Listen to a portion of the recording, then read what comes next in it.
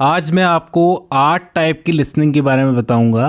Active listening, passive listening, critical listening, comprehensive listening, empathetic या therapeutic listening, appreciative listening, selective listening और last में reflective listening. हर एक type की listening अलग अलग है। सबसे पहले बात करते हैं एक्टिव लिसनिंग की। एक्टिव लिसनिंग मतलब सिर्फ सुनना नहीं होता, पूरी तरह ध्यान देना, समझना, रिस्पॉन्ड करना, ये एक्टिव लिसनिंग का पार्ट है। इसमें लिसनर अपना पूरा focus, concentration, body language speaker को दिखाता है कि सच में वो इंटरेस्टेड है। वो फीडबैक भी देता है, हाँ हूँ, नोट करता है, मतलब गर्दन हिलाता है, ओके बोलता है, आई सी बोलता है। अगर कुछ समझ में ना आए तो पोलाइटली पूछता भी है, क्लैरिफिकेशन करता है, नॉन वर्बल क्यूज दिखाता है, आई कांटेक्ट करता है, ठीक से आगे की तरफ झुककर बैठता है, मतलब उसकी तरफ झुककर इंटरेस्ट दिखाता है उसकी बात में, और बीच बीच में ना अननेसेसरी इंटरप्शंस को अवॉइड करता है, जैसे उबासी लेना, स्पीकर की बात खत्म होने से पहले इररिलेवेंट से सवाल पूछ लेना। इस टाइप की लिसनिंग के फ़ायदे ये होते हैं कि आपकी बेटर अंडरस्टैंडिंग बढ़ती है, मिसअंडरस्टैंडिंग कम होती है। अगर आप एक्टिव होकर के सुनते हो तो आपके स्पीकर के साथ स्ट्रॉन्ग रिलेशन बनते हैं, पर्सनल और प्रोफेशनल दोनों टाइप की। प्रॉब्लम सॉल्विंग होती है ये, जब पूरी बात समझोगे तभी सॉल्यूशन मिल पाएगा।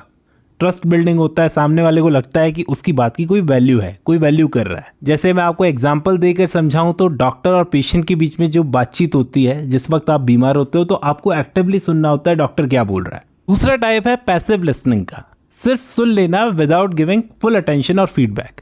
इसमें लिसनर फिजिकली प्रेजेंट तो होता है लेकिन मेंटली डिस्ट्रैक्ट होता है, डिसएंगेज होता है। वो स्पीकर को लगता है कि सामने वाला सुन तो रहा है लेकिन एक्चुअली वो यहाँ पे नहीं है, कहीं और है। लैक ऑफ फीडबैक, ना तो वो जेस्चर्स देगा, ना वर्बल रिस्पॉन्स करेगा, ना सवाल पूछेगा, ना क्लैरिफिकेशन लेगा। इससे स्पीकर का भी अटेंशन कम हो जाता है स्पीच देने में। ऐसी लिसनिंग में ज़्यादा याद नहीं रहता, सिर्फ आवाज़ सुनाई देती है, मीनिंग ऑब्जर्व नहीं किया जा सकता। मिसअंडरस्टैंडिंग बहुत होती है, बात गलत समझ में आती है। सामने वाले को लगता है कि उसकी बात की कोई इंपॉर्टेंस नहीं है, वैल्यू नहीं है, ना तो ढंग के रिलेशन बनते हैं, पुअर लर्निंग होती है।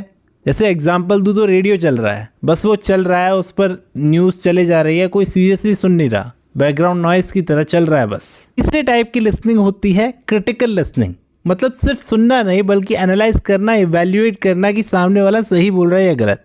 लिसनर एक्टिवली चेक करता है कि स्पीकर की बात लॉजिकल है या नहीं, एविडेंस स्ट्रांग है उसके पास या वीक। एनालिसिस करने का मतलब यह है बातों को तोड़ फोड़ कर देखना, फैक्ट्स और ओपिनियंस को आइडेंटिफाई करना, इवैल्यूएट करना, आर्ग्यूमेंट स्ट्रांग है या वीक, उसका जजमेंट करना।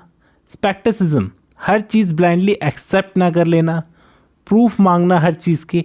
ऐसे एकेडमिक ग्रोथ के लिए आपको इस टाइप की लिसनिंग की बहुत ज़रूरत होती है। डिबेट्स होती है आपके कॉलेजेस में, डिस्कशंस होती है, रिसर्च में काम आता है ये सब कुछ।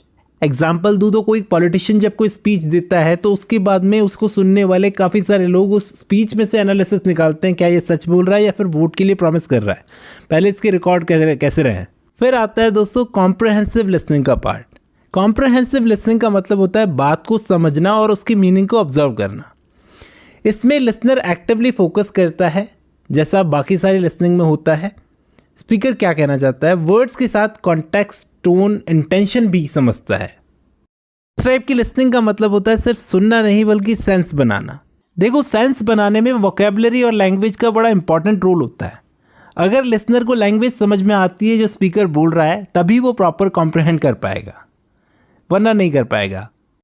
कॉन्टेक्स्ट की अवेयरनेस उसे होना, सिचुएशन के हिसाब से बात का मतलब समझना। तो इस टाइप की लिसनिंग में आपकी मेमोरी में बात सेव हो जाती है, इन्फॉर्मेशन, फिर आप बाद में उसको सिचुएशन के हिसाब से यूज़ कर सकते हो। तो ये कॉम्प्रिहेंसिव लिसनिंग एजुकेशन में बहुत इंपॉर्टेंट है स्टूडेंट्स के लिए।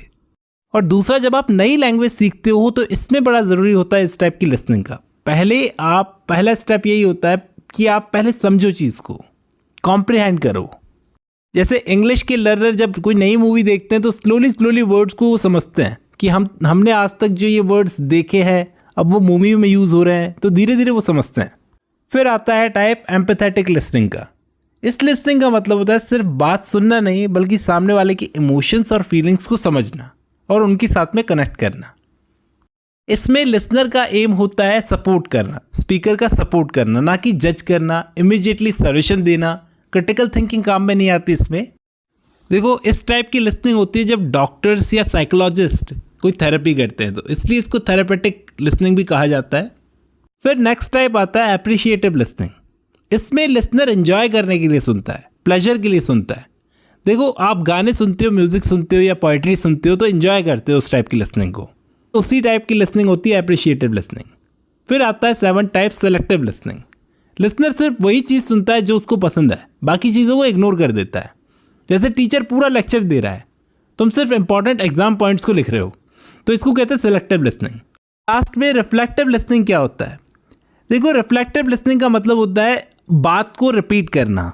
जैसे मान लो लिसनर सुनने के बाद में आपकी बात को रिपीट कर रहा है, पैराफ्रेज कर रहा है, ताकि कंफर्म हो जाए कि वो समझा या नहीं। जैसे मान लो पेशेंट डॉक्टर को सिम्टम्स बताता है, फिर डॉक्टर क्या कहता है, तो तुम कह रहे हो कि रात को तुम्हारा दर्द बढ़ा, ठीक है, तो ये पैराफ्रेज हो गया या फिर रिपीट करना हो गया बात को। इसको बोलते हैं रिफ्लेक्टिव लिसनिंग। उम्मीद कर रहा हूँ इस वीडियो से आपको लिसनिंग के टाइप समझ में आए होंगे। दोस्तों, आज की इस वीडियो में बस इतना ही।